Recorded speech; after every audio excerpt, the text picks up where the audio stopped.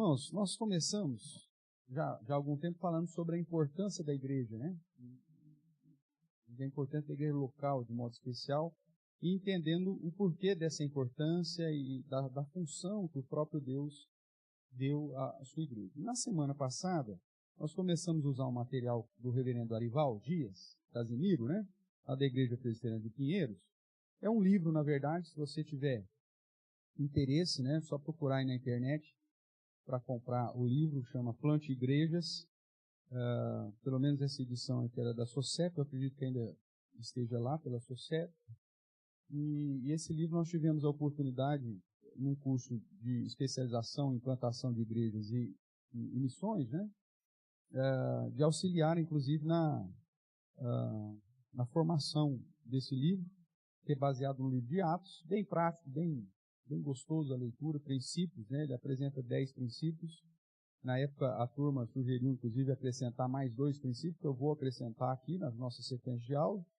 2 princípios, além dos 10 que ele vai apresentar. E a expectativa é que nas próximas edições aí o reverendo acabe acrescentando também esses outros 2 princípios aí. Tá bom? Eu gostaria de convidar você, então, a abrir a palavra do Senhor lá em Atos. Atos, capítulo 9. Verso 31.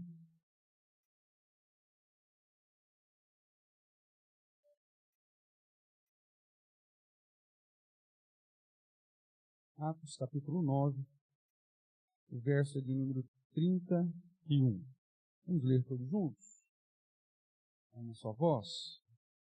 Diz assim, portanto, Atos, capítulo 9, verso 31. Todos. A igreja, na verdade, tinha paz por toda a Judéia, Galiléia e Samaria, edificando-se e caminhando no temor do Senhor e no conforto do Espírito Santo, crescia em número. Ótimo. Na semana passada, só relembrando, né, a base aqui da proposta do livro está em 3 igrejas, em 3 verdades. Primeiro, a igreja existe para crescer. Então, a ideia de que a igreja é um organismo vivo, que nós temos a missão de fazer discípulos e consequentemente, então, a igreja, ela se fortalecendo, a ideia é que cada um pregue cada vez mais o evangelho, e isso gere novos discípulos. Então, a igreja ela existe para alcançar os eleitos que Deus separou para a sua própria glória. E aqui que está uma das bases, né, da evangelização. Né? Quando nós tratamos de evangelização, muitas vezes a igreja foi motivada de modo errado. Né? Houve um período que a igreja, o trabalho missionário evangelístico da igreja estava pautado no fato de que as pessoas estão a largos passos para o inferno. Não, as pessoas não estão a largos passos para o inferno. As pessoas nascem no inferno. Ninguém caminha para o inferno, a pessoa nasce no inferno. Então, a base para se fazer evangelismo não é livrar as pessoas do inferno. Mesmo porque você não tem condição nem de livrar você mesmo da sua condição de pecador, e como você vai lá livrar alguém do inferno? Você não faz isso. Todos nascem pecadores, depravados, e a ideia é que então nascemos condenados, e por conta da graça de Deus, Ele separou alguns para a sua própria glória. Então, o trabalho missionário evangelista está pautado no fato de que Deus tem pessoas para serem alcançadas. E o meu trabalho é de garimpo. Né? O meu trabalho é justamente de ir lá e encontrar essas pessoas que Deus separou, da mesma forma que um dia eu fui encontrado, que eu possa ser instrumento para encontrar e proclamar as virtudes de Deus para aqueles que ainda não ouviram. Então, aquela base de que o evangelismo está no fato de você vai livrar pessoas do inferno, isso não tem base bíblica, tá bom? Mesmo usando lá o texto, né, de que quando você convence alguém, você livra do fogo do inferno, não é a perspectiva de que depende de você a salvação de alguém. Uma outra questão que muitas vezes motivou o trabalho evangelístico é paixão pelas almas. Né? pastor, por que o senhor largou tudo aqui e foi lá para a África trabalhar no meio dos fulanes e do Serer, na região de Sint Badan, em Embur, no Senegal? Pela paixão pelas almas. Não, meu amigo, se a paixão pelas almas é a sua motivação, você vai ser frustrado. Porque você vai chegar lá, o povo não quer que você esteja lá. Porque você está indo lá para confrontar a cultura, confrontar a cosmovisão, confrontar as crenças deles. Você está indo lá para dizer, olha, eu tenho uma verdade que você não tem. E você acha que a pessoa gosta disso? Então, se você está indo, porque você tem amor pelas pessoas, você vai chegar lá, você vai se frustrar, porque as pessoas vão te falar assim, ninguém te chamou para vir no meu país, ninguém te chamou para você estar aqui nessa região, pode ir embora. Então, a paixão pelas almas vai ser insuficiente para te manter firme no propósito. A ideia bíblica é que tudo que a gente vai falar ou fazer, temos que fazer em nome de quem?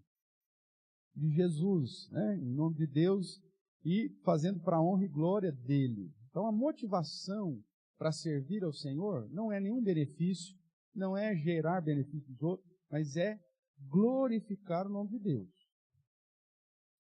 Você serve para a glória de Deus. Esse é o seu principal motivo. Como o Mauro disse, é a sua prioridade. Amar o Senhor como prioridade de todo o teu coração, de toda a tua alma, de todo o teu entendimento, como Deuteronômio diz, com toda a tua força. Ou seja, é focar que você está aqui para servir ao Senhor. Porque qualquer outra motivação para viver como igreja, isso não vai dar certo. Eu vim para a igreja porque eu tenho benefícios. Então, você está vindo para receber alguma coisa? Isso uma hora ou outra a igreja não vai te suprir da maneira que você quer. A igreja vai dizer não para você em algum momento. E aí, pronto. Essa igreja não presta, essa igreja não quer. A motivação está errada.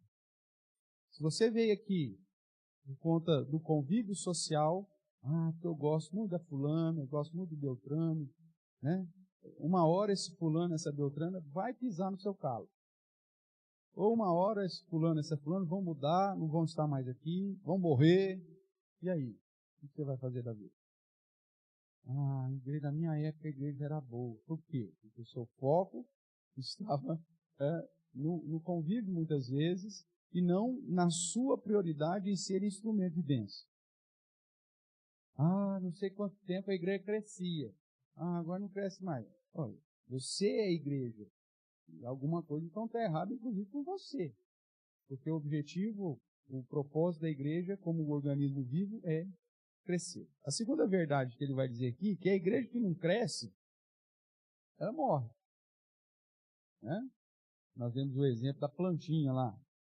Né, seu Deus? Você planta, ela germina, aí se porventura ela parou de crescer e deixou de desenvolver, ela vai murchar e vai secar. E a igreja, como organismo vivo, também acontece isso. E a terceira verdade aí que pauta a motivação, né, do estudo é a igreja que não cresce, ela precisa de revitalização, ela precisa de fertilizante, ela precisa de adubo, ela precisa de algo a mais aí, porque senão ela vai deixar de existir. E não são poucas as igrejas na história, irmão, do cristianismo que deixaram de existir. O próprio Senhor Jesus adverte em Apocalipse algumas igrejas que se elas não assumissem o compromisso para qual elas foram criadas, que o próprio Jesus falou, olha, eu vou te tirar o candeeiro do teu lugar. Né? E você tem igrejas históricas que, desde o primeiro século, simplesmente não existem. Deixar de existir porque perderam o propósito. Começaram a agregar coisas que não deviam agregar, a se desviar da doutrina, se desviar da sã doutrina e acabaram se tornando outras coisas e isso não se sustenta, né? Acaba morrendo. Então, baseado nessas três verdades, então ele apresenta alguns princípios. Mas antes, ele faz algumas sugestões, e nós paramos aqui, né? Na semana passada. Será que o sistema futebolístico funciona? Né? Qual que é o sistema futebolístico? O time começou a perder, o que se faz no sistema? O que faz? Troca o técnico. Troca o técnico e agora melhora. Né? Você continua com a mesma equipe, com os mesmos pernas de pau, os caras ruins de serviço, não sabem jogar bola, mas acha que se trocar o técnico, resolve o problema. Com o passar do tempo, obviamente, isso foi melhorando, e agora troca-se o técnico, aí o técnico então já vê as dificuldades do time e fala assim, tudo bem, então eu estou chegando, mas eu preciso de 11 jogadores. Aí troca o elenco inteiro. Né? Aí o cara se sustenta por um tempo. Mas se não houver essa troca dos jogadores, você pode trocar o técnico quantas vezes você quiser, a tendência é se está ruim, vai continuar ruim. Porque a mudança do técnico não muda a técnica do jogador, não muda a habilidade do jogador, não muda, pode mudar até a motivação, mas a técnica e a habilidade não tem como. Ainda mais num time profissional, que o cara já passou por toda a base, o cara é o que ele é. Então, será que essa sugestão de trocar o técnico é a solução para a igreja? Nós falamos, né? Só se o cara for um herege. Se o pastor for um herege, é óbvio, você tem que trocar, ou então, se for de uma igreja onde o pastor é o pastor vitalício, né? Como algumas denominações, o pastor presidente, ele faça sol, faça chuva, ele é o pastor presidente, pronto, acabou, ninguém tira, ninguém mexe com ele. Então, nesse caso, você tem que mudar de igreja, se o cara for um herege. Agora, se é um sistema presbiteriano, você pega um pastor que está te ensinando para um caminho fora do contexto da sã doutrina, aí tudo bem, aí você tem que trocar mesmo. Mas caso contrário, é a família, é o corpo, cada um segue firme. Outra sugestão que ele dá, copiar estratégia de outras igrejas. Irmãos, cada igreja foi dotada de uma forma, cada igreja ou cada situação, cada bairro tem uma característica, então não adianta você copiar a estratégia de outras igrejas, que não necessariamente vai surtir efeito no nosso dia, ou no nosso dia a dia. Importar modelos de outros países, cultura diferente, cosmovisão diferente, e às vezes algo que deu certo em algum lugar, não vai dar certo aqui, mesmo porque tudo isso aqui é pragmatismo. E pragmatismo não funciona, irmãos. Porque a tendência do pragmatismo é querer mudar o padrão da estratégia do próprio Deus. Vamos fazer o que dá certo, não aquilo que Deus quer que a gente faça. Né? Sempre as brincadeiras. Vamos mudar a liturgia. Pastor, na equipe de louvor você tem que pôr os meninos mais bonitos para tocar na igreja. Né? Ou então, com as moças mais bonitas, pastor. E aí atrai os outros. E coral, né? Nossa, pastor, você tem que dar uma melhoradinha aí, pede para as irmãs, sei lá, vou mudar a roupa do coral. Eu tinha irmãos que chegavam para mim assim, nossa, mas fulano é fã, o senhor vai pôr ela no coral?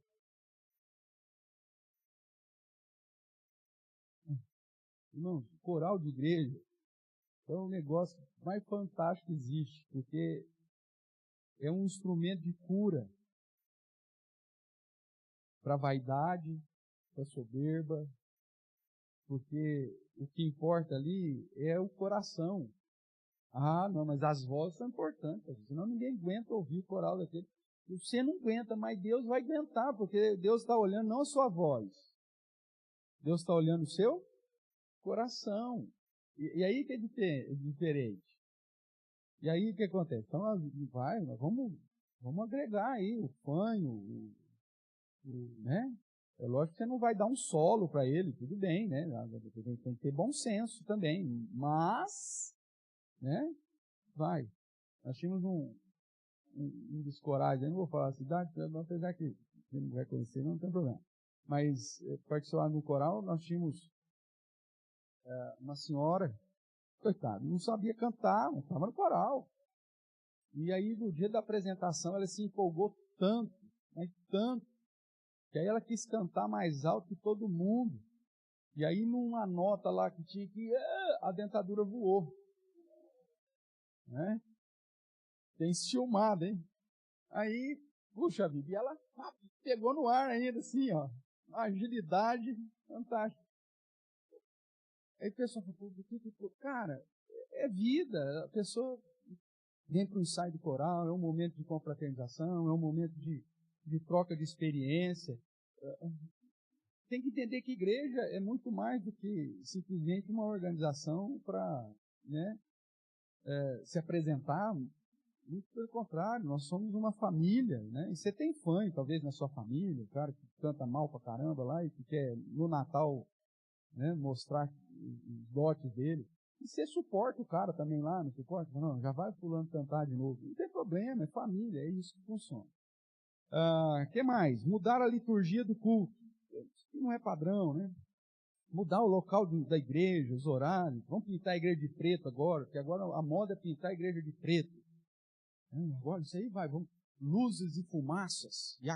Aí tem uma base bíblica, pastor. E o templo se encheu de fumaça. Então aí ele põe aquele monte de canhão de fumaça na igreja. Para ninguém vê ninguém, né? Uma neblina só. É isso que vai fazer a igreja ser igreja, irmão? Não, não é. E aí então, qual que é a proposta que o livro então vai apresentar para que você não fale como igreja, né? Pergunte para o dono da igreja. Quem que é o dono da igreja? É o Senhor. É Ele que tem nas mãos os candeeiros. É Ele que tem nas mãos as 7 estrelas e passeia pelos candeeiros. É isso que o Apocalipse diz. Ele é o Senhor. Ele comprou a sua igreja. Então a estratégia para a igreja ser igreja não vem do meu coração, não vem do seu coração. Vem daquilo que o próprio Deus estabeleceu. As estratégias que a própria palavra de Deus nos apresenta como sendo essenciais para a manutenção da igreja, né? A pergunta que temos que sempre fazer é: o que o Senhor quer que façamos para que a igreja dele, a igreja do Senhor, cresça? Porque o desejo é que a igreja cresça, do próprio Deus, senão ele não teria mandado você pregar para toda criatura, não teria mandado você fazer discípulos, não teria falado para você ser testemunha dele no poder do Espírito Santo, não só em Jerusalém, mas até os confins da terra. Então, Senhor, então como o Senhor quer que nós façamos? A própria palavra de Deus vai nos chamar a atenção. E aí, nós vamos, no outro lado da pergunta, chegar para o Senhor e dizer: Senhor, o que impede o crescimento dessa igreja? Por que a igreja não está fazendo aquilo que deveria fazer? E por que ela não tem atuado do modo como deveria atuar? E nós vamos identificar, irmãos, via de regra, alguns problemas. Sempre. Que é a falta do foco correto. Geralmente a igreja ela não cumpre com o papel para qual o próprio Deus estabeleceu para ela, porque ela está longe do projeto do próprio Deus. O foco dela é um foco diferente daquele que a estratégia que o próprio Deus já traçou para ela. A igreja às vezes se torna elitizada, e aí nós fechamos as portas para pessoas de outras classes sociais. E a igreja vai fazendo isso sem se aperceber. Né? Quer ver um exemplo simples que a igreja faz de acepção de pessoas? Nós fizemos um acampamento de carnaval numa escola com doação, comendo marmitex. Ok? Agora se eu chego e falo assim: não, nós vamos fazer o melhor para Deus. Conversa. Esse negócio de fazer o melhor para Deus é a maior mentira que a igreja conta para você. O melhor para Deus aqui, na verdade, é o melhor para Ele mesmo. Ele fala assim: nós vamos alugar o quarto de um resort. Porque o Senhor tem que ser o melhor, irmão. O Senhor tem que ser o melhor. Então, em vez de dormir no chão lá na escola, nós vamos para um resort. E aí nós vamos convidar um chefe francês para fazer a nossa comida. Porque para o Senhor é o melhor, irmão. Para o Senhor é o melhor. E aí nós vamos chamar uma banda. Louvorzinho com os irmãos lá. Não. Para o Senhor tem que ser o melhor. Vou pagar lá 5 mil por dia lá para a banda vir. E aí, irmão, nós não vamos usar o nosso somzinho aí, nós vamos contratar, né, a banda da Ivete Sangalo, porque para o Senhor, melhor. Qual que é o custo? Quanto que vai ficar para eu ir nesse acampamento? Aí eu chego para a igreja e falo, irmãos, nós vamos fazer o melhor. E você se vira, porque você quer participar dessa bênção, você tem que fazer o seu sacrifício. Mas o que eu acabei fazendo? Debaixo dessa expressão de que eu vou fazer o melhor. O que eu fiz? Excluí um monte de gente. Excluí um monte de gente. Porque ninguém vai ter condição de fazer um negócio assim. Não tem. Né?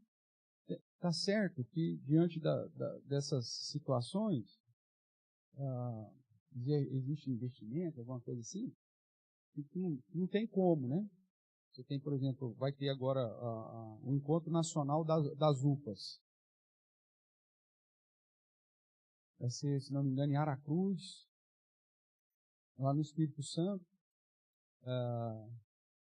E R$780, quer dizer, não é um preço exorbitante pelos 4 dias, acho que eles vão ficar lá.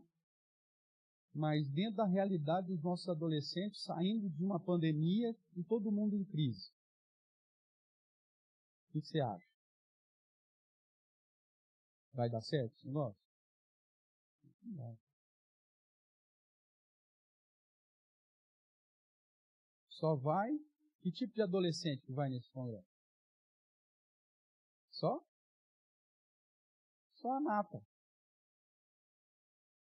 Esse é a UPA lá da congregação presbiterial do Pé Vermelho lá, tem condição de mandar a UPA dele lá para participar do negócio. Então, com isso a gente está fazendo o quê? Criando acepção de pessoas. Porque a gente não está dando oportunidade para todo mundo estar ali.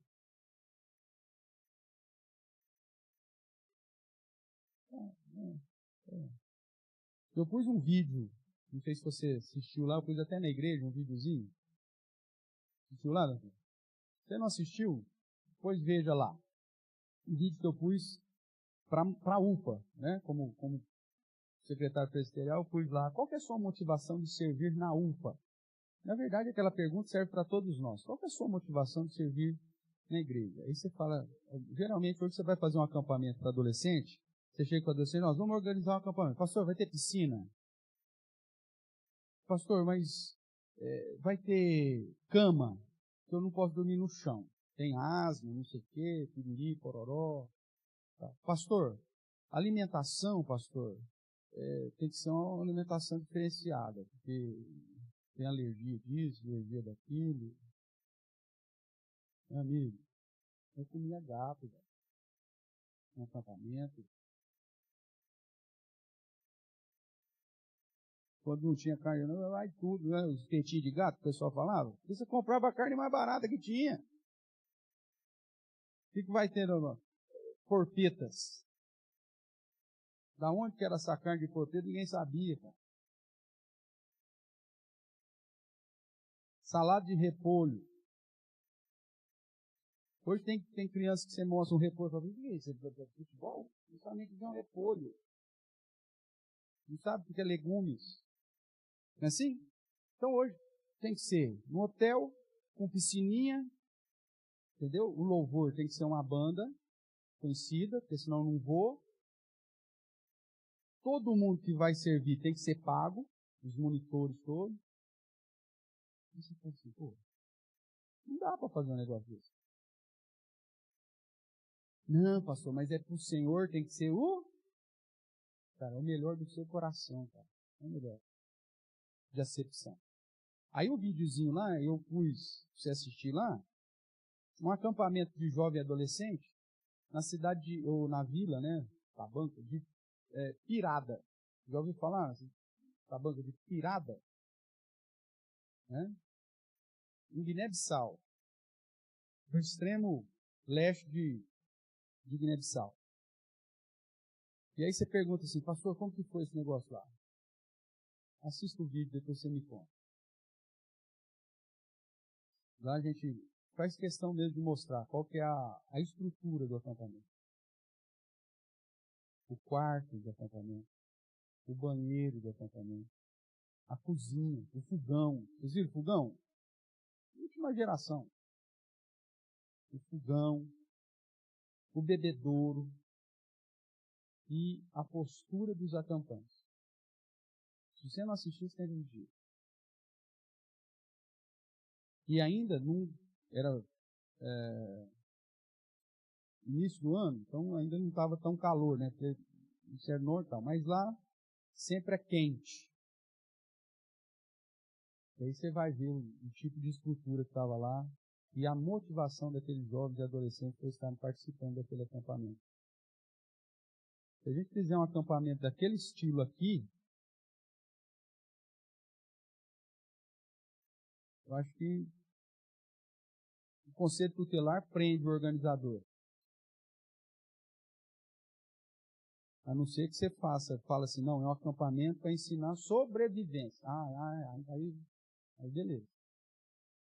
Mas veja, a motivação, muitas vezes, irmãos, é porque nós não estamos focando o reino do Senhor, mas nós estamos focando o nosso bel prazer. Né? Nós estamos focando o nosso melhor, não o melhor do Senhor. E aí a gente vai identificar que o que impede muitas vezes o crescimento da igreja é a nossa própria vaidade.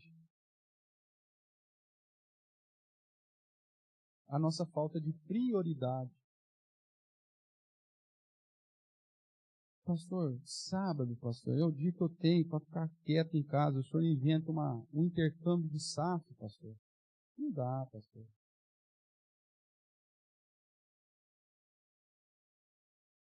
Não dá. Não, depende da sua prioridade. Você vai aprender com gente nova, vai ver experiências novas, você vai ver irmãzinhas que estão ali sofridas, mas que estão ali.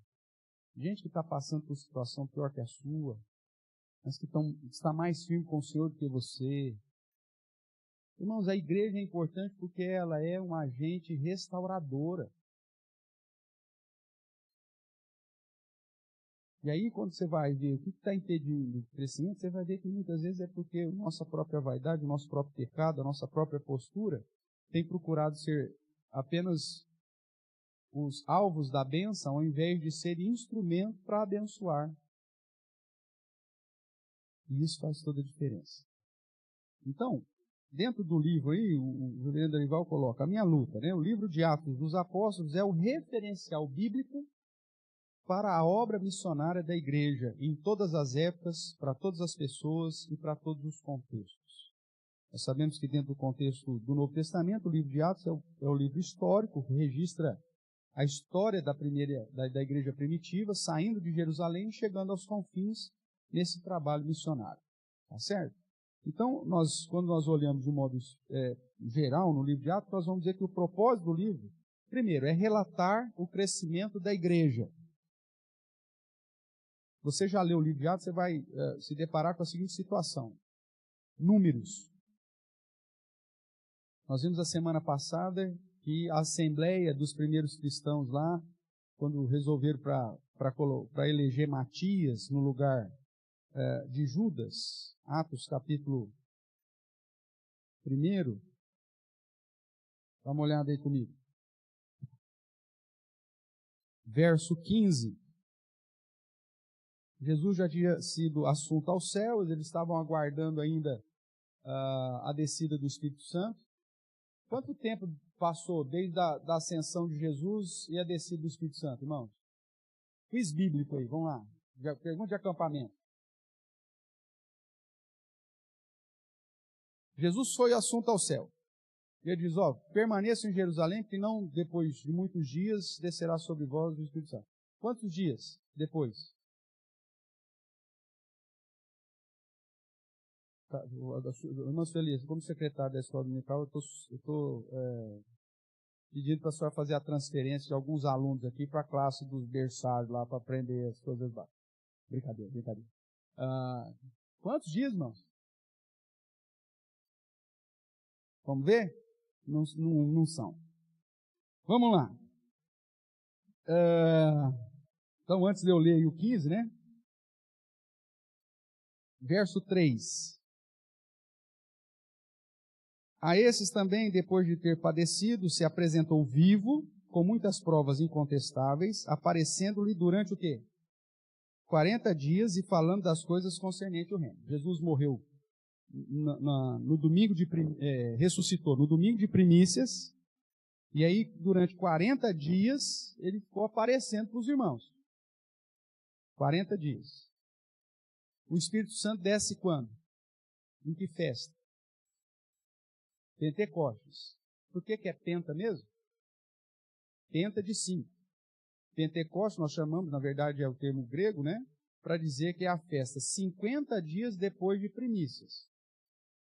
Então Jesus ressuscitou, passou 40 dias com o pessoal, foi assunto ao céu. E o Espírito Santo vem então depois de quantos dias da ascensão de Jesus? 50 menos 40, 10. Então 10 dias. Nesses 10 dias, o que esse povo ficou fazendo? Pareceu uma eternidade, fala sério. Jesus foi assunto ao céu, gente. E a falou para a gente esperar. O que nós vamos fazer? Aí durante esses 10 dias, verso 15 agora. Naqueles dias, levantou-se Pedro no meio dos irmãos. Ora, compunha-se a assembleia ou a igreja de quantas pessoas?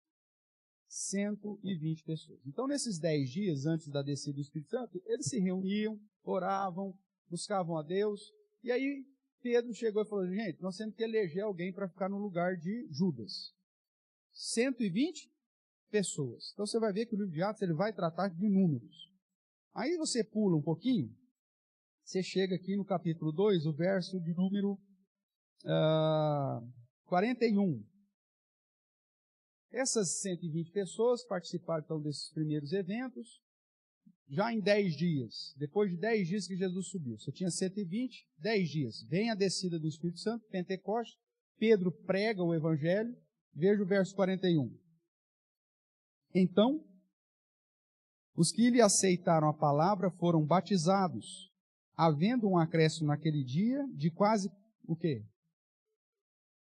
Quase 3.000 pessoas. Então você vai de 120, em 10 dias, você chega a quase 3.000. Tudo bem? E aí nós lemos hoje no início, que depois, aí tem o capítulo 4 vai falar, o 8 vai falar, mas aí no capítulo 9 nós já chegamos, no verso 31 que nós lemos no início aqui, que a igreja, na verdade, tinha paz por toda a Judéia, Galiléia e Samaria. Veja, saiu de Jerusalém, alcançou a Judéia, já estava na Galiléia, já chegou em Samaria. Edificando-se, caminhando no temor do Senhor, no conforto do Espírito Santo, o que acontecia com essa igreja?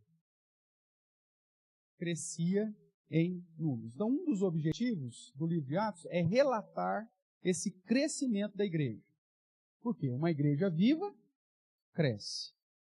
Segundo, oferecer princípios para o crescimento da igreja. O manual de missões. O que eles fizeram? O que Deus mandou? Qual foi a estratégia que Deus determinou a eles?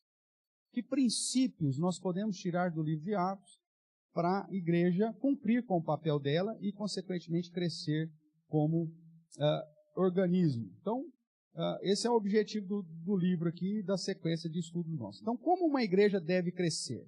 E aí ele vai pontuar aqui algumas questões. Primeiro, a igreja deve crescer, dentro da visão do livro de Atos, geograficamente. Saiu de Jerusalém e chegou aos confins. Saiu de Jerusalém, alcançou a Judéia, Galiléia, Samaria, e aí as coisas vão caminhando.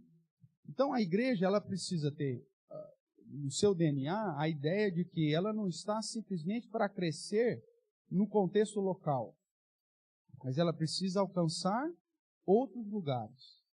Ela precisa plantar igrejas em outros lugares. Essa é uma tarefa da igreja local. Nós vamos ver isso durante o nosso curso.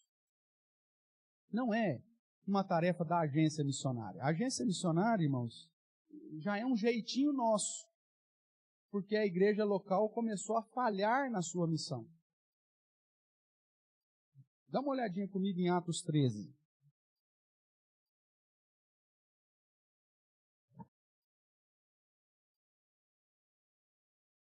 Atos capítulo 13,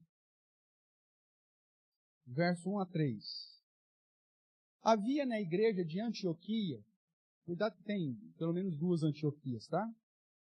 Havia na igreja de Antioquia profetas e mestres. Ele dá o nome dessa turma. Barnabé, Simeão, por sobrenome Níger, Lúcio de Cirene, Manaém, Colasso de Herodes, o tetrarca, e Saulo. E servindo eles ao Senhor, e jejuando, disse o Espírito Santo: separai-me agora Barnabé e Saulo para a obra que os tenho chamado. Então, jejuando e orando, e impondo sobre eles as mãos, os enviaram, ou os despediram. Então veja, a igreja local, ela tinha um colegiado de pastores, profetas, você pode traduzir aqui, não com aquele que traz revelação, como se entende por aí. Profetas aqui é no contexto de pregadores. E mestres são os professores. Então a ideia é daqueles que pregavam e ensinavam a palavra. Aqui está a base do ministério da palavra da igreja. A igreja ela tem que ter como base ministerial o ministério da palavra, o ministério do ensino da palavra, através da profecia, que é a pregação, e através do ensino, que aqui são chamados de mestres. Essa é a base da igreja. Uma igreja que não estuda Bíblia, uma igreja que não ensina. A gente vê, por exemplo, hoje tem comunidades evangélicas que nem lê a Bíblia mais, irmão.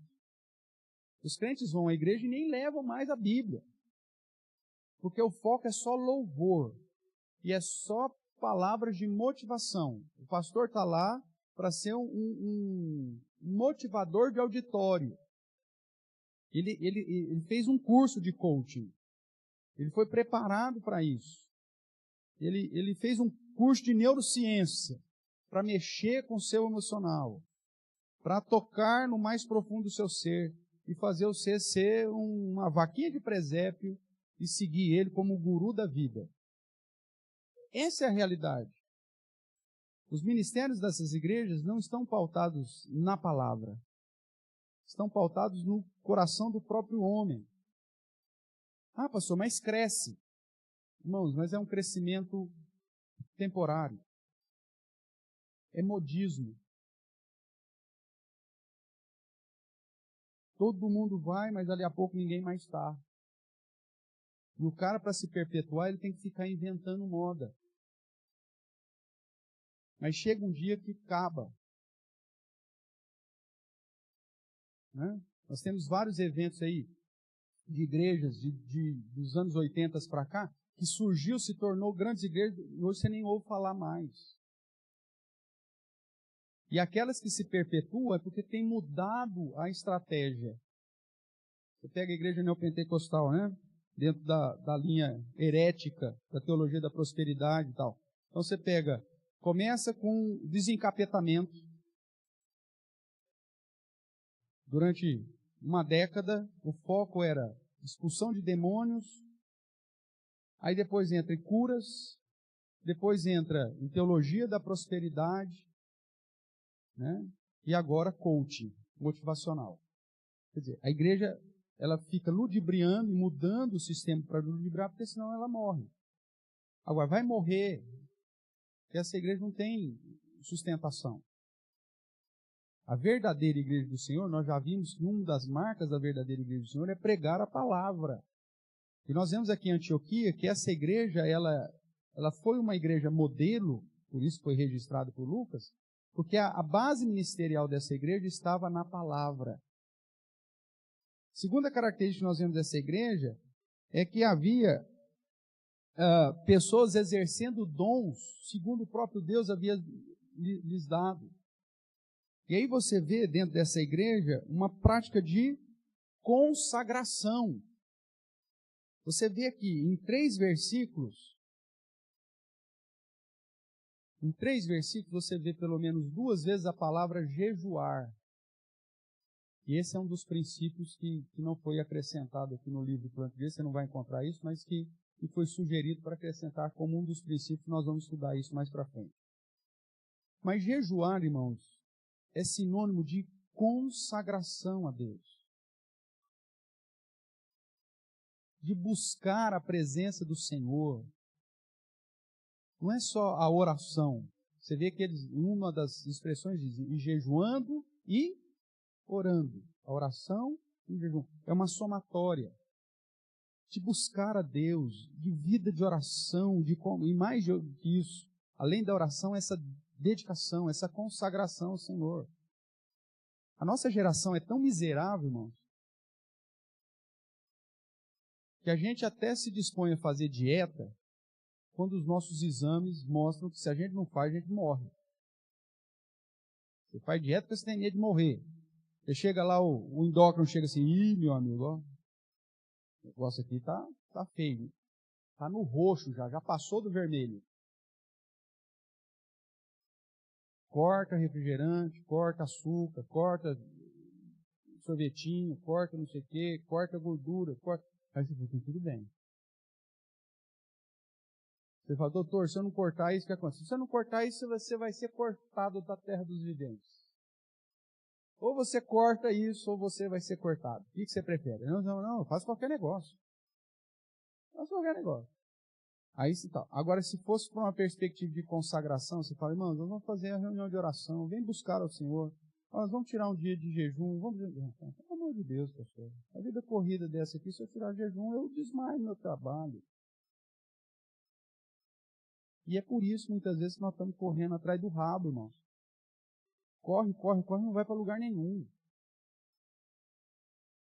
A igreja, ela cumpria com o seu papel porque ela tinha a base no ministério correto e a postura correta dos membros, que era de consagração, de prioridade. Né? Nós não combinamos, né, Paulo, Mauro? Mas essa ideia aí. Então, consagração. Aí depois no verso 2 ainda diz, o próprio Espírito Santo que direcionava a igreja e diz, separai-me agora Barnabé e Paulo, ou Saulo, para a obra que os tenho chamado. Veja, quem determina o ministério da igreja é o Espírito Santo. O que a igreja vai fazer? O ministério que ela vai se envolver. Depende dos dons que ele concedeu a vocês. Não adianta nada eu trazer um pastor aqui e falar assim, irmãos, na igreja tal, nós fizemos tal ministério e foi muito bom. Mas se eu não tenho ninguém com dom para exercer o bendito ministério, vai ser correr atrás do vento. Não adianta eu chegar como pastor e falar, pastor, o que o senhor vai aplicar como ministério da igreja? Eu não vou aplicar nada. A única coisa que vou fazer é identificar os dons que o Espírito Santo te deu. Porque a partir dos dons que o Espírito Santo te deu, que é esse que você não pode colocar debaixo do tapete, né, que você tem que exercer, é que aí nós vamos, direcionados pelo próprio Espírito Santo, saber qual que é o ministério que a igreja vai fazer. O que adianta eu ter um sonho de ter um ministério, sei lá, recuperação de drogados, se eu não tenho ninguém com dom de socorro na igreja? Eu vou ficar dando murro em ponto de faca, eu vou ficar brigando com vocês vão ficar chateados comigo, o trabalho não vai funcionar. Então, pastor, o senhor está exigindo um negócio que ninguém tem dom para fazer. Porque é eu que quero determinar. Não funciona assim. Por isso importar modelos de outro lugar não dá certo. A função da liderança da igreja é identificar os dons que o Espírito Santo de Deus concedeu àqueles membros. E a partir desses dons, aí determinar, com a ajuda do próprio Espírito Santo, os ministérios que serão realizados e a atuação dessa igreja. Que é aquele processo que a gente começou, teve que parar, e que agora a gente está de novo, recomeçando do zero, para poder chegar e identificar. Porque qual que é o problema da maioria dos crentes que não se envolvem na igreja? Pastor, eu não sei o meu dom? Pastor, qual que é o meu dom? Então, ótimo, meu papel é te conduzir a entender aquilo que o Espírito Santo concedeu a você. Ótimo. Mas a partir daí, então aí nós temos os dons necessários para determinado ministério. E o ministério que o próprio Deus já nos deu. Por isso, lá em Antioquia, o Espírito Santo chega para a igreja e fala, separa agora o fulano e o beltrano para o ministério que eu tenho para eles, para a obra que eu tenho para eles. E assim foi feito. E aí, o que acontece? Verso 3, mais uma vez, e jejuando e orando, a igreja os enviaram. Eu não gosto dessa tradução aqui do final do verso 3, que diz, os despediram, porque dentro dessa questão de os despediram, o contexto nosso é como se tivesse mandado embora e nunca mais você vê o cara. Oraram por ele, falou, tchau, vai com Deus. Deus te abençoe. Não. O termo aqui, no grego, é a ideia de enviar, com parceria.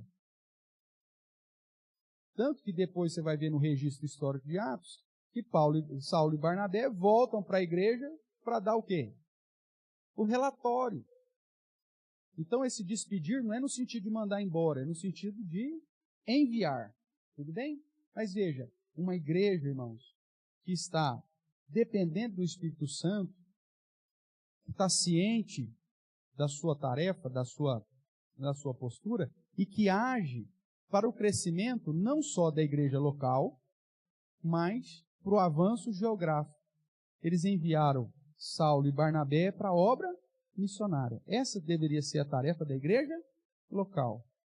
A ideia de agência missionária já é um jeitinho nosso, porque a igreja local deixou de fazer aquilo que deveria fazer. É lógico que existem ministérios da igreja local que esses vão ser iguais para todas. Não tem como fugir. O ministério da palavra é um deles. Não tem como você fugir. A obra missionária é outro deles. Não tem como você fugir. Tudo bem? Mas vamos lá. Dentro da igreja, a igreja precisa crescer geograficamente. Lá em Atos 1:8, recebereis poder ao descer sobre vós o Espírito Santo, sereis minhas testemunhas tanto em Jerusalém, como em toda a Judéia, Samaria, até os confins.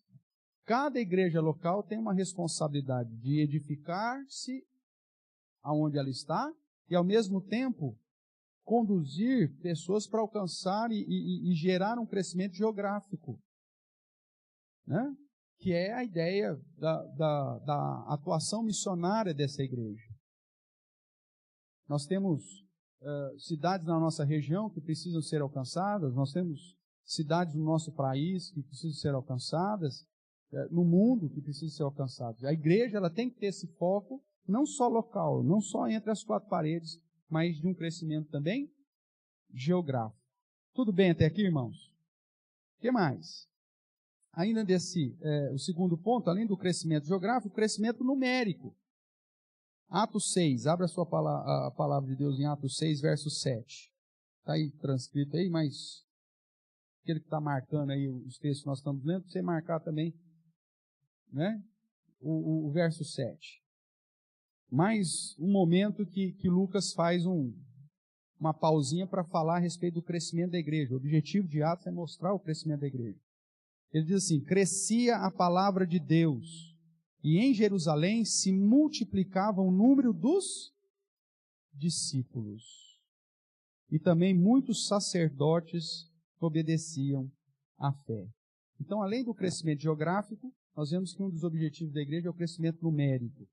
E veja, não é essa expressão aqui é importante. Não é crescimento numérico tão somente. Crescia o número do que estava aí? De membros, de sócios, de participantes? Não, crescia-se o número de discípulos. Discípulos primeiro. Discípulos. E havia muitos sacerdotes que estavam obedecendo a palavra. Mas o foco é que havia um crescimento de discípulos. Sabe qual que é um grande problema da igreja em fazer discípulos?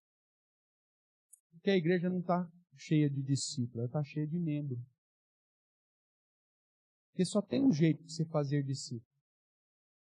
Primeiro você precisa ser o quê? Um discípulo. É discípulo que faz discípulo.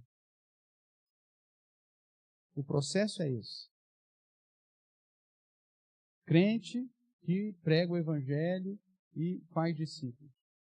A igreja, muitas vezes, ela não consegue ter um envolvimento do discipulado, porque a maioria das pessoas não são discípulas. As pessoas são membros da igreja. Ah, eu vou na igreja tal. Ah, eu vou. Mas também, se acontecer qualquer coisa não gostar, estou fora. Isso é membro, pensamento de membro. Pensamento de membro é pensamento de consumidor. Eu venho para consumir algo. Isso é pensamento de membro. Pensamento de discípulo é de servir. O que eu posso fazer? Pensamento de membro é de consumidor. O que eu posso receber? Esse é um grande problema da igreja hoje. A igreja está abarrotada de membros. E, infelizmente, temos poucos discípulos. Membro tem mentalidade de consumidor. Eu estou aqui para ser beneficiado. O que eu vou receber? Discípulo tem mentalidade de servo.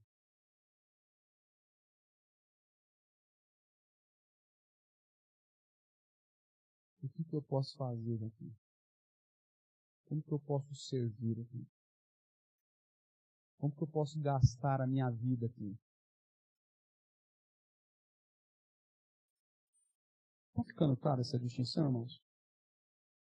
E aí, a pergunta que não quer calar, né? Você tem sido mais membro ou mais discípulo? O que o Senhor Jesus quer de você? Membro é fácil, irmãos. Porque membro, basta você massagear o egozinho dele, que ele faz igual um gato gordo castrado. Deito, de barriga, assim, põe até a língua para fora. Porque você está massageando ele.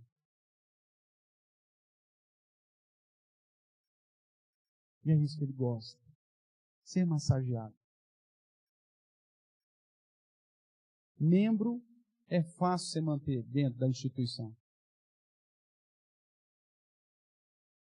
E tem pastor que o cara é craque em manter membros. Porque ele fala só aquilo que você quer ouvir. Ele nunca vai te confrontar. Ele é o seu amigão, é o que coça a sua barriguinha peluda. Agora você olha para Jesus tratando com seus próprios discípulos. Quando Pedro pisa na bola, ele já chama Pedro de Satanás. Arreda de Satanás. Não cogita das coisas de Deus, mas das coisas dos homens. Quando acontecia qualquer problema no colégio apostólico, bum! Já chamava a atenção de quem quer que seja na frente de todo mundo. Só que o nosso cristianismo, o cristianismo do Cortella, né? Elogie em público, critique em particular. Não, o cristianismo de Cristo. Paulo, inclusive, quando fala da liderança, fala, ó, se alguém pisou na bola, disciplina na frente de todo mundo para servir de modelo para os demais. Mas o cristianismo Cortella diz, não, elogia na frente de todo mundo e critique em particular. Isso não é cristianismo, isso aí é manutenção de membresia. E não é isso que nós precisamos. Porque o gato gordo, na hora que precisar correr, vai virar comida, hein? Vai virar comida. E aí não faz mais nada. É capaz de brincar com os ratos dentro de casa, nessa analogia nossa. Gato gordo, só come ração, né? Sei lá, coça a barriguinha dele todo dia.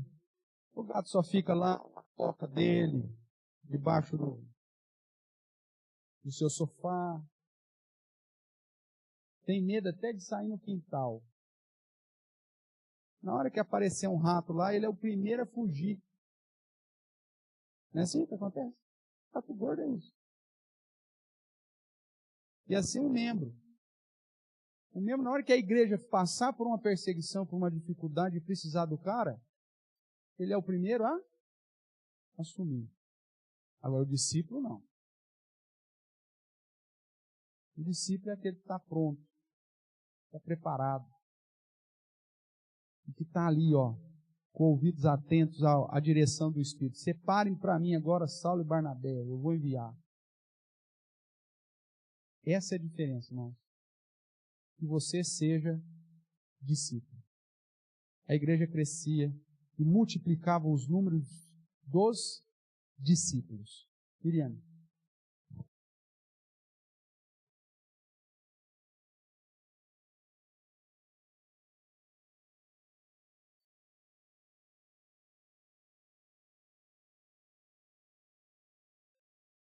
Sim.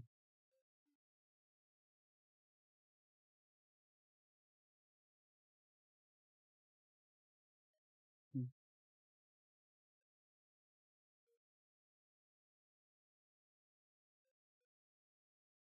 Sim, perfeito. Para os irmãos que estão acompanhando na internet, a Miriam, lembrando essa questão da adoração, né, da atividade litúrgica, que o discípulo, ele vem prestar culto. O membro, ele vem assistir o culto. Por isso que o membro sai, nossa, culto hoje, hein? Pelo amor de Deus, hein? Ah, não dá, cara. Não dá. O membro, ele olha na escala lá. Ah, o pastor está de férias. Ah, então hoje eu não vou na igreja. Quem que vai pregar? Ih! Ah, hoje é melhor ver o programa da Universal. O membro faz isso. Né? E ele vem para assistir. Então ele fica olhando. Olha lá, o cara do violão, olha lá. Ei, deu uma nota errada. Deu uma nota errada. Olha lá, o fulano, olha, desafinou. Você viu a cor da gravata que o pastor veio domingo passado? Ah, pelo amor de Deus, né, cara? Eu tenho que contratar como chama aí? Personal o quê? Styling? Ai, meu Deus do céu. Vamos contratar um personal estilo pro pastor, para ver se melhora, né? Porque pelo amor de Deus, né, cara? Aquela gravatinha dele lá, só que ele não sabe. A pessoa não sabe, por exemplo, que aquela gravata eu ganhei de uma pessoa daltônica que me amava. E que eu também achei estranha aquela cor. Mas por amor, né? A irmãzinha, que já fazia 10 anos que não me via, me deu eu ganhei uma vez, ela é entre o laranja e o vermelho, com escamas. Então, conforme você mexe assim, parece o rabo de uma sereia. Usei uma única vez, é verdade. Lembra? Eu vou trazer ela qualquer dia. Usei uma única vez. Né? Aí o pessoal fala isso para você é corajoso. Né? Claro, mas você sabe. Não, eu sei, estou brincando. Tá. Pô, no final do culto, pastor, que bom, hein, pastor? Tá. Sei que agradei o coração da irmã, no sentido do amor, do carinho dela e tal. Pô, qual foi o problema? Eu agradar a minha irmã, que pensou em mim, tá certo que, coitada, o vendedor de certo vendeu aquela porque estava encalhada, né? Mas faz parte, irmãos, isso é família, isso faz parte da igreja. Então, antes de você criticar a minha gravata, pergunta da história da gravata. Né? Aí eu posso até, talvez, te edificar com a história da gravata. Mas são situações, irmãos, que o membro ele vem só para ficar olhando e criticando cada detalhezinho no culto. Ele não vem com a perspectiva de adorador, de prestar culto. Cuidado, tá bom? Vamos caminhar aqui, que nosso tempo está indo. Além do crescimento geográfico, então o crescimento numérico. Atos 9:31, a igreja crescia em número. Atos 12, esse nós não lemos ainda. Vamos lá, dá uma olhadinha em Atos 12, verso 24.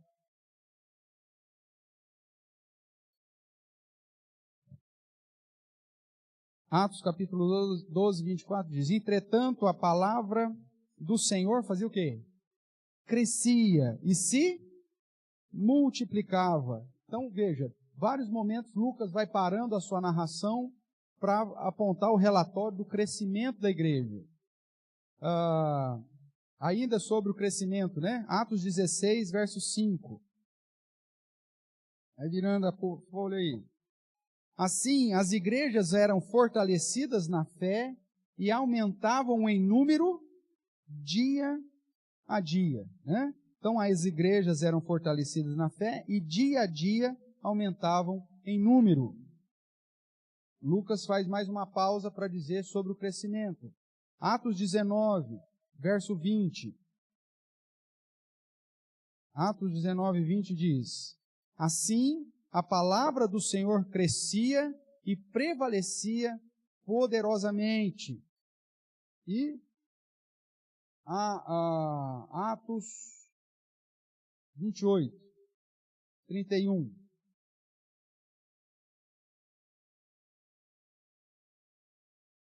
Último capítulo aí. Vou ler o 30 e o 31. Por 2 anos, permaneceu Paulo na sua própria casa, ele estava em prisão domiciliar, né?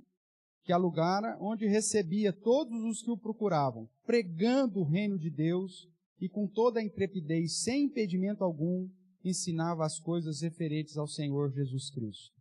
O livro de Atos, ele não tem um fim, mas ele termina com uma continuidade, né? Alguns teólogos dizem que o capítulo 29 de Atos nós estamos escrevendo, porque é um livro que não tem fim. Paulo está lá, continuou ensinando, continuou fazendo discípulos. E aí o capítulo 29 continua na perspectiva da igreja crescendo em número. E se Lucas fosse vivo, né, ainda para continuar registrando, ele teria registrado o avanço de todos os países, de todas as obras missionárias, de todas as igrejas locais e daquilo que ainda está sendo realizado no dia de hoje, né? Então veja, além do crescimento geográfico, havia um crescimento numérico. Um terceiro ponto que trata de crescimento é o crescimento espiritual, irmãos. Essa igreja, ela foi alcançando um conhecimento a respeito das verdades do cristianismo também com o passar do tempo. Ela ainda no começo era muito influenciada ainda pelo judaísmo, mas aí com o passar do tempo, nos ensinos dos apóstolos, na doutrina dos apóstolos, ela foi se fortalecendo.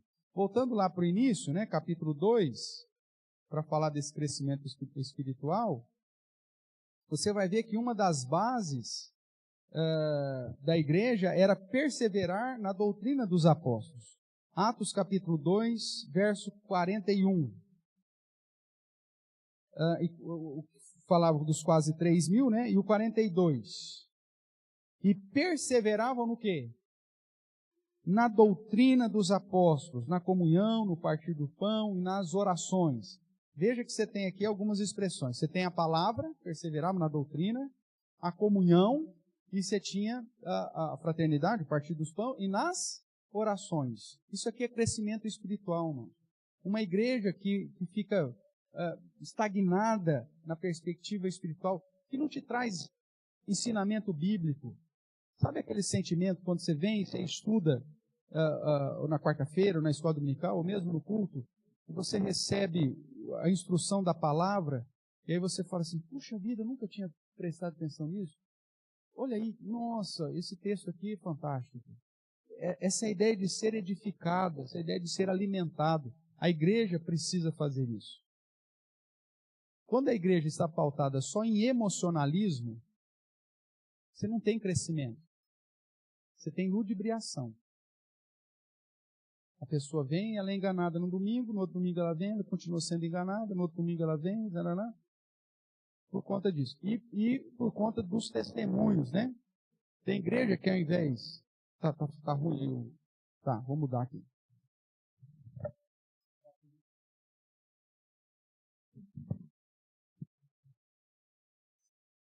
O 3, por favor. Dá uma aumentadinha. Aí, obrigado. Tem igreja, irmãos, que você vai, que essa ideia do crescimento espiritual não existe. É inexistente. E a tendência é piorar. Porque dentro desse padrão moderno da igreja, o que as igrejas estão fazendo? Como as pessoas não colocam mais Deus em prioridade, é tudo corrido, então o que elas fazem? A gente tem que escolher. Então nós vamos dar o foco no culto. Então acaba-se com a escola dominical e acaba com estudos semanais. Porque não dá tempo, não vem ninguém. Então, fazer o quê? Vamos manter o culto. E muitas igrejas, já há alguns anos, têm assumido essa postura de tirar do fundamento da igreja o ministério do ensino. Tiram as crianças dos cultos, só para ficar pulando lá no pula-pula, brincadeira, pulo de ação. As professoras, mas a gente fala alguma coisa da Bíblia para a criança. Sim, você fala alguma coisa da Bíblia. Você faz até uma oração com essa criança, antes dela no pula-pula lá. Mas é algo desigual demais. Ela passa 7 dias da semana sendo influenciada, sei lá eu quantas horas por dia, pelo tablet que você deu para ela, pelo celular que você deu para ela, pelas musiquinhas e pelos programinhas desse mundo. E aí você traz ela na igreja uma vez por semana, e aí, ainda no momento dela aprender, ela vai no pula-pula, sei lá eu, na atividade lúdica lá, e ela recebe no máximo 30 minutos de instrução. Estou sendo muito generoso. Se bobear, é 3 minutos de instrução. Não é 30.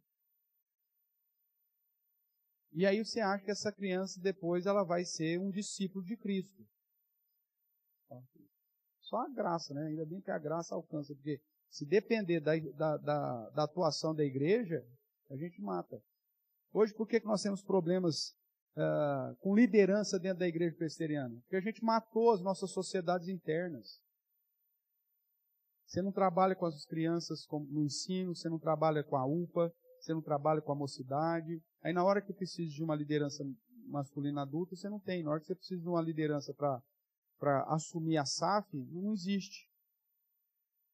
E aí, quando você não tem essa sociedade, você não tem os braços da igreja para ação social, para o socorro, para a capelania, para o ensino, para uma escola. Você perde tudo. E as pessoas, cada vez mais, vão se manter simplesmente como espectadoras. Mais uma vez, a gente volta na ideia do membro, né? É aquela que faz parte daquela comunidade, mas para vir assistir, para vir receber, aquela ideia de consumo, né? E ainda mais naquela igreja, não tem nem ar-condicionado, não dá para ir não. Vamos procurar outra que tem. Né? Eu faço isso como consumidor. Se eu sou consumidor, por exemplo,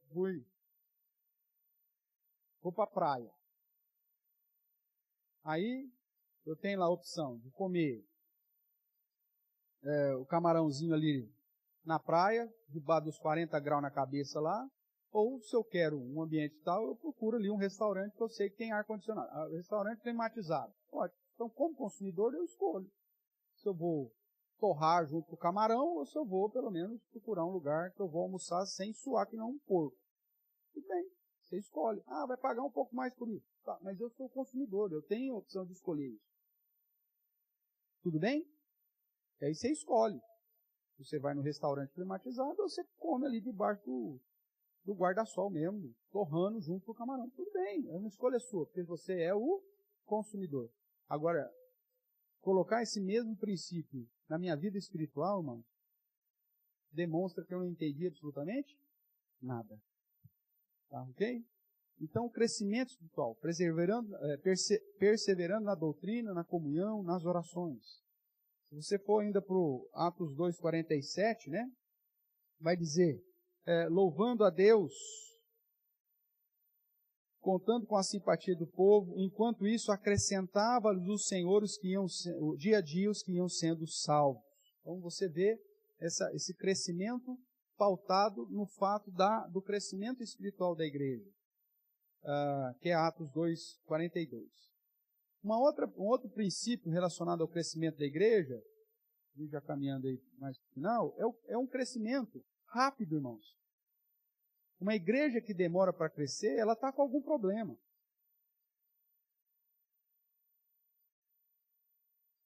O crescimento na perspectiva tem que ser rápido, porque é o seguinte, até dentro de uma visão de estratégia, quanto mais tempo a igreja tem, maior a tendência de estagnação.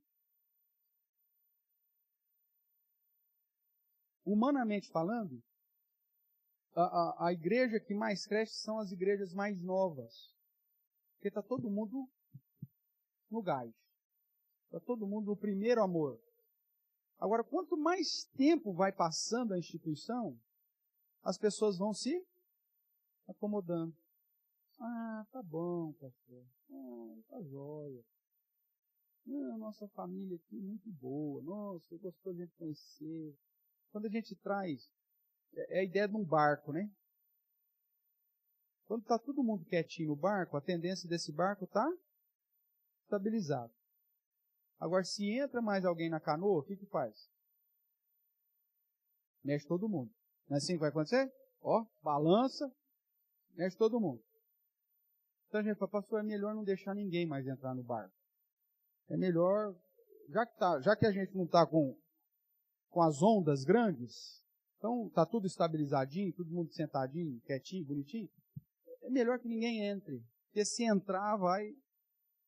Mas igreja é isso, amigo. O cara vai vir com as mazelas dele e com a ignorância dele. Vai precisar aprender tudo de fé. E tem igreja que não quer mais ter esse trabalho. De lidar, de sustentar, de suportar, de discipular, de ensinar. Você dá trabalho.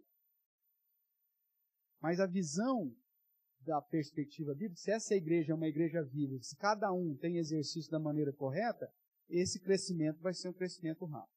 Vamos imaginar, nós temos quantas pessoas aqui? Membros da nossa igreja. Para arredondar aí para baixo, adultos, vamos colocar adultos, fora as crianças. Né? Hoje nós estamos, se não me engano, a última atualização do rol, nós estamos por volta de 160, 150, 160. Mas fora aqueles irmãos que ainda estão fazendo catecúmenos, estão em processo de recepção, coisa assim.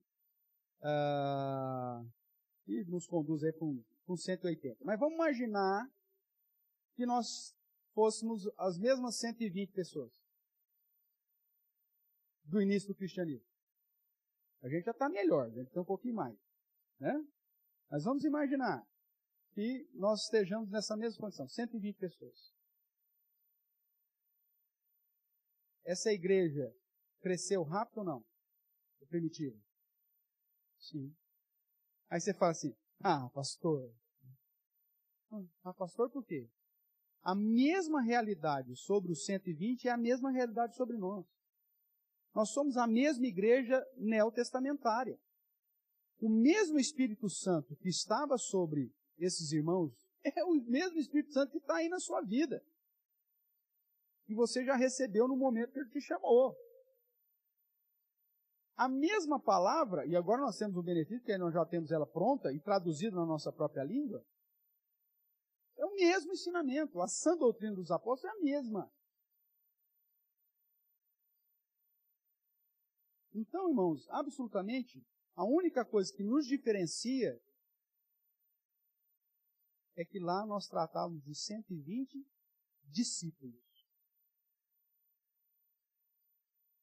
E agora, a gente não sabe quantos discípulos realmente nós temos. Nós podemos ter 120 pessoas, mas isso não é sinônimo de discípulos. Agora, eles com 120 discípulos, por que eu digo discípulos? Meu amigo, o próprio mestre tinha acabado de ser morto. Ser discípulo de Jesus era colocar a corda no pescoço. Era mais fácil você falar, não, eu não sou. Porque a perseguição estava sendo iniciada. Falar que era cristão era colocar o pescoço em risco. Por isso que Paulo diz que ninguém fala que Jesus é o Senhor, senão pelo Espírito Santo. Agora, por quê? Jesus é o Senhor. Se eu pedir para você falar que Jesus é o Senhor, todo mundo fala. Se eu pedir, vou ali no boteco da esquina e pedir, Jesus é o Senhor? Os caras falam, não, Jesus é o Senhor. O homem do chapéu lá até tira o chapéu e fala, oh, Jesus é o Senhor. Então ele falou pelo Espírito Santo. Não, o contexto cultural era outro. César é o Senhor, o imperador é o Senhor. Se você chegasse publicamente e falasse, não, Jesus é o Senhor, César não é o Senhor, Jesus é o Senhor, o que você estava fazendo? Se colocando em risco de perder a vida. Então, só quem realmente fosse discípulo ia assumir que Jesus é o Senhor numa comunidade onde havia perseguição. Hoje não, hoje o nosso contexto é diferente. Mas vai lá no Iêmen. Vai lá. Então consegue um vistozinho para ir lá na Coreia do Norte. Aí você chega na praça e tem a foto do gordinho lá, e aí você começa a gritar, Jesus é o Senhor. Topa? O que vai acontecer com você? Já era, meu amigo. Entendeu? Então esse é o contexto. Hoje, falar que Jesus é o Senhor dentro do nosso contexto não faz diferença. O que vai falar que Jesus é o Senhor são as suas atitudes, a sua ética, o seu caráter, o seu modo o seu jeitão de viver. E aí é difícil, só discípulo mesmo. Porque o membro está nem aí. Agora aqui nós tínhamos 120 discípulos. De 120 pulou para quase 3.000. Atos 4:4. Dá uma olhada aí para mim, Atos 4:4. Muitos, porém, dos que ouviram a palavra a aceitaram, subindo o número de homens a quase 5.000. Nós estamos tratando aqui só de homens, né? 4:32. Dá uma olhada no 4:32. Agora não é mais 5.000, é o quê? Da multidão dos que creram, era um o coração e a alma. Veja, começa com 120, vai para quase 3, depois 5.000 homens, e depois Lucas já começa a dizer que é uma multidão. Um crescimento rápido. Nós estamos aqui, irmãos, ainda só em Jerusalém. A igreja começa a ir para Samaria só em Atos 8.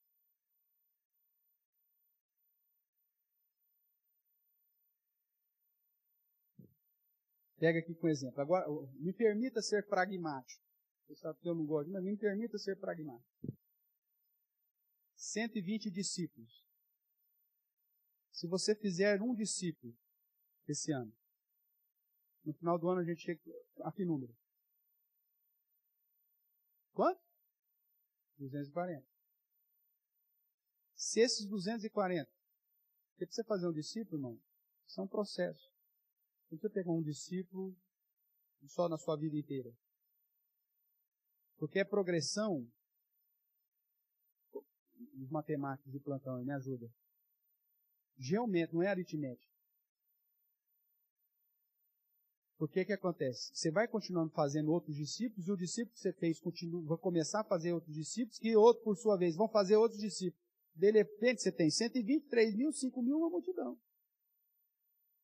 Agora, para fazer discípulos, você precisa ser o que mesmo? Você precisa ser discípulo. Não tem como fazer discípulo se você não for. Agora, tem pessoas que se dizem discípulos do Senhor Jesus, que nascem e morrem, e não fizeram um discípulo na vida inteira. Porque fazer discípulo, meu amigo, é uma gestação, viu? É um parto. Porque você vai ter que acompanhar esse cara. Você vai ter que ligar para esse cara. Você vai ter que se reunir com esse cara. Você vai ter que passar na casa dele, trazer ele para a igreja. Você vai ter que tirar as dúvidas dele. Ele vai ter uma recaída. Você vai ter que ir lá atrás de novo. Ele vai passar por situações adversas. Você vai ter que socorrer. A família dele vai começar a persegui-lo porque ele começou a vir para a igreja. Vai começar a falar mal dele. Você vai ter que dar uma força. Às vezes você vai ter que ajudar na perspectiva financeira. Às vezes você vai ter que dar um curso para o cara, né? Ou procurar um emprego para ele. Fazer discípulo dá trabalho. Aí as pessoas falam, Isso é serviço do pastor.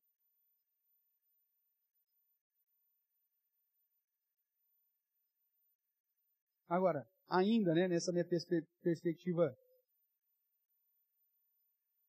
pragmática, se nós fizermos 2 discípulos por ano,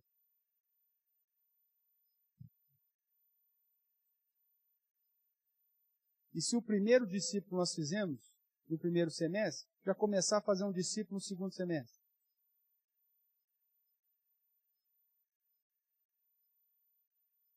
Agora isso, irmãos, é mudança de paradigma. É mudança de cosmovisão. Eu preciso parar do pensamento de membro e mudar a chavinha para o pensamento de discípulo. É minha responsabilidade.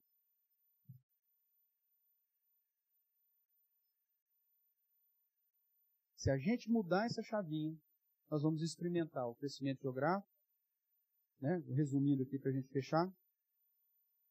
O crescimento geográfico, o crescimento numérico, o crescimento espiritual, né? O crescimento verdadeiro, que é o ponto 4, que eu passei meio batido nele, e o crescimento rápido, que é o ponto 5. Porque você está fazendo discípulos. É diferente de você convidar uma pessoa para conhecer o grupo da igreja. Ah, vamos lá na minha igreja. Isso você está trazendo membro. Porque o cara fala, é gostoso, o ambiente gostoso. Agora eu estou... Da mesma forma que o cara fala, agora eu estou indo num clube e tal, agora eu estou indo numa igreja. Uma perspectiva social. Não é isso que nós queremos. Você não tem que convidar as pessoas para vir para a igreja. Você tem que confrontar o pecado dela. Gerar mudança. Porque a partir do momento que você evangelizar, aí ela vai desejar vir na igreja. Você não vai precisar convidar. Porque ela vai falar, eu preciso aprender mais desse Deus. Agora, o que nós fazemos? Pensamento de membro. Convidar pessoas para conhecer a minha igreja. Você fala assim, você precisa ir lá conhecer a minha igreja. Primeiro, a igreja não é sua.